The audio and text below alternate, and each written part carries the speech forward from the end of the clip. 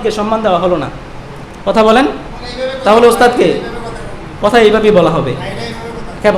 বলেন, আমাকে শিখান, আমি বলতেছি। আসেন সেই অহংকার নিয়ে কিছু আলোচনা করব। আল্লাহ পাক রব্বুল আলামিন আমাদের সকলকে এই অহংকারের আলোচনা শোনার পরে আল্লাহ পাক আমাদের সকলকে অহংকার মুক্ত করে দিন। সকলে বলেন আমিন।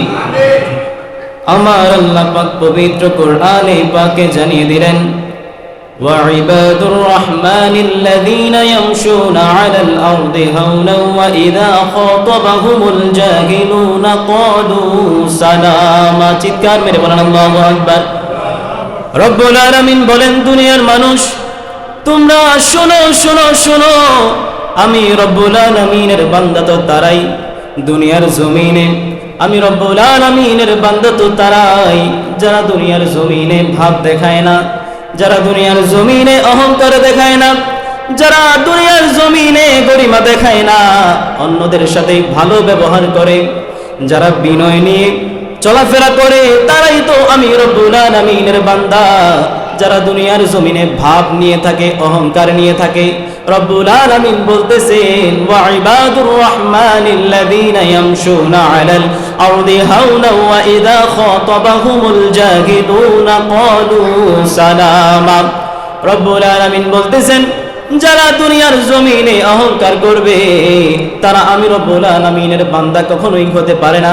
শুধু তাই নয়, যারা দুনিয়ার জমিনে থাকবে, দুনিয়ার জমিনে থাকা অবস্থায় তারা মূর্খদের সাথে লাগাবে না, মূর্খের সাথে ঝগড়ায় জড়াবে না, তারাই তো আমি রব্বুল আলামিনের বান্দা। জোরে বলেন সুবহানাল্লাহ। আপনার ভিতরে যদি অহংকার থাকে, আপনার ভিতরে যদি গরিমা থাকে, ভাব নিয়ে বসে থাকেন, রব্বুল আলামিন জানিয়ে দিতেছেন, রব্বুল আলামিন বলতেছেন, এই বান্দা কখনোই আমার বান্দা হতে পারে না। এই বান্দা যদি হয় একমাত্র শয়তানের বান্দা। কথা বলেন ঠিক কিনা? এই জন্য বাবা অহংকারটা আসে যে মানুষ তার থেকে আমি সুন্দর, তার থেকে আমি বড় ব্যবসায়ী, তার থেকে আমি বড় সুন্দর, এই জন্য এই অহংকারটা ভিতরে চলে আসে।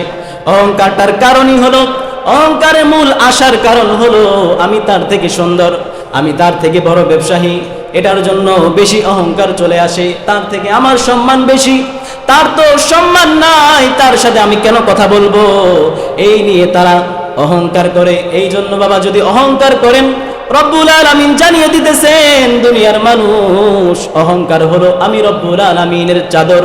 যদি তোমরা অহংকার করো, আমি রব্বুল আলামিনের চাদর নিয়ে তোমরা টানাটানি করো। জোরে বলেন নাউজুবিল্লাহ।